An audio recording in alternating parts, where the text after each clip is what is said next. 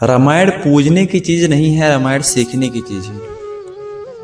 अगर आपने रामायण के आदर्शों को अपना लिया तो समझ लीजिए आपने रामायण की पूजा कर ली।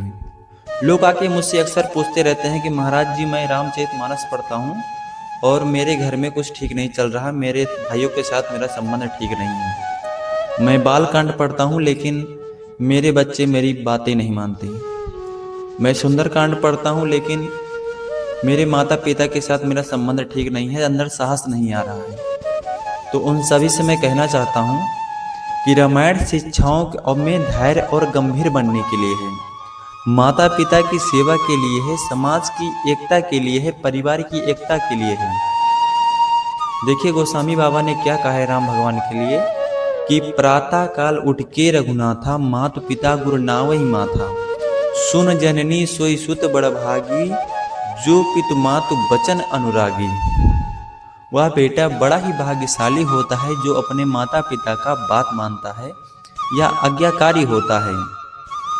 वह छोटा भाई लक्ष्मण जब देखता है कि मेरे बड़े भैया और भाभी वनवास के लिए जा रहे हैं तो वह तुरंत अपनी माँ से आज्ञा लेने के लिए माँ के पास जाता है कि माँ मुझे भैया और भाभी के साथ जाना है। लेकिन उस समय उनकी माँ भी ये नहीं रोकती हैं कि मत जाओ। उनकी माँ सुमित्रा माँ कहती हैं कि बेटा जाओ और अपने भैया और माता समान भाभी की जो है इतने अच्छे से और निष्ठावान होकर सेवा करना कि हमारा भी नाम गर्व से ऊंचा हो।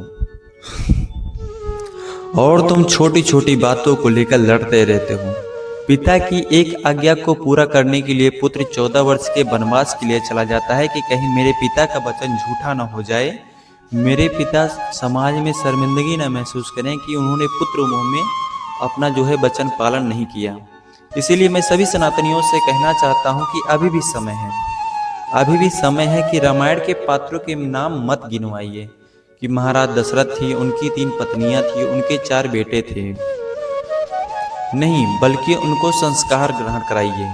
अगर आपने ये काम कर दिया तो आपके बच्चे ना ही पुरुषार्थ में कमी रहेगी, ना ही आदर्शों में कमी रहेगी, ना देश के प्रति सच्चे श्रद्धा निष्ठा की कमी रहेगी, ना ही माता पिता की सेवा के प्रति भावना की कमी रहेगी।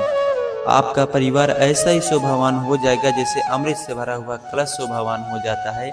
अगर आपको हमारी ये बातें अच्छी लगी तो बोलिए जय श्री राम।